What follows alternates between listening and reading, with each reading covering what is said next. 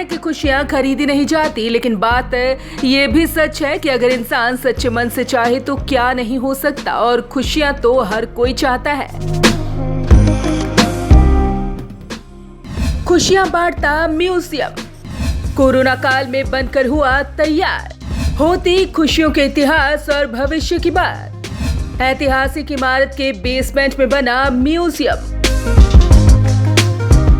हर इंसान चाहता है कि उसकी जिंदगी से खुशियां कभी खत्म ना हो, और इन्हीं खुशियों के लिए हम क्या क्या नहीं करते। खुशियां ढूंढने के लिए हम अलग अलग जगहों पर भी जाते हैं, लेकिन क्या आपने कभी सोचा है कि अगर एक ऐसी जगह हो जहां जाते ही आपको खुशियां मिल जाएं तो?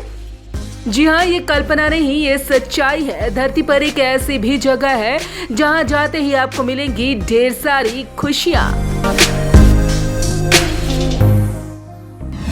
खुशियों का म्यूजियम।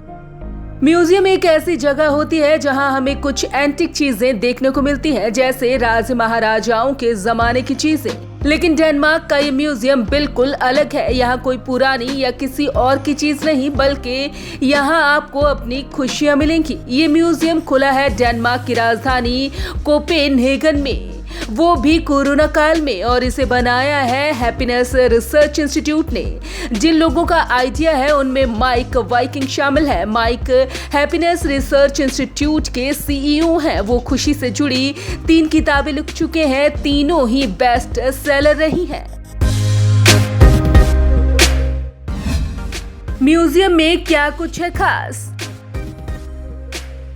दुनिया भर में कई तरह की म्यूजियम है, लेकिन खुशियां बांटता ये पहला हैप्पीनेस म्यूजियम है, जिसे 18वीं शताब्दी में बनी एक ऐतिहासिक इमारत के बेसमेंट में बनाया गया है। आपको बता दें कि 8 कमरों का ये म्यूजियम 2585 वर्ग फीट यानी 240 वर्ग मीटर में फैला हुआ है। इसके साथ ही एक कमरा ऐसा भी है जहाँ दुनिया भर के लोगों को खुशी देने वाले पलों को सहज कर रखा गया है। ये पल लोगों ने खुद इस म्यूजियम से साझा किए हैं। एक सेक्शन में हैप्पीनेस लैब भी बनी है, जहां ये बताया जाता है कि हमारे दिमाग में अच्छी फीलिंग कैसे आती है, उम्र के साथ क्या इस फीलिंग में बदलाव होता है।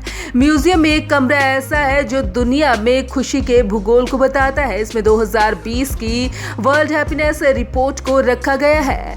फिनलैंड दुनिया का सबसे खुशहाल देश है। स्वीडन दूसरे नंबर पर है।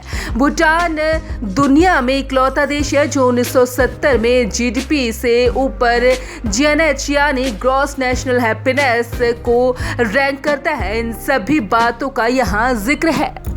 म्यूजियम का इतिहास। कुछ भी अलग सी चीज होती है तो उसके पीछे कोई ना कोई इतिहास तो जरूर होता है, और इसी तरह हैप्पीनेस म्यूजियम का भी एक इतिहास है। आपको बता दें कि म्यूजियम इस साल मई में खुलने वाला था। कोरोना के चलते ऐसा नहीं हो सका। माइक वाइकिंग और उनकी टीम के प्रयासों से इसे 14 जुलाई को लोगों के लिए पहली बार खोला गया। कोरोना को देखते हुए कड़े प्रोटोकॉल बनाए गए। एक बार में 50 से ज्यादा गेस्ट को अंदर जाने की अनुमति नहीं है। पहले महीने में ही 600 से ज्यादा लोग इस म्यूजियम में खुशी तलाशने पहुंचे। हैप्पीनेस की साइंस। खुशियों का ये म्यूजियम खुशियां बांटता है, वो भी अलग अलग तरीके के साथ, जैसे कि यहाँ हर सेक्शन की एक अपनी ही खासियत है। एक में इसके 2000 साल के इतिहास के बारे में बताया गया है। एक सेक्शन ऐसा है जहाँ हैप्पीनेस के फ्यूचर के बारे में बताया जाता है। यहाँ तक कि एक सेक्शन सिर्फ मुस्कुराहट के लिए बना है। इसमें मोनालिसा की मुस्कुराहट को आप अलग अलग एंगल से देख सकते हैं। ये आपके चेहरे पर मुस्कान जरूर लाती है। इतना ही नहीं, यहाँ एक कमरे के बीच में पैसों से भरा एक पर्स रखा है।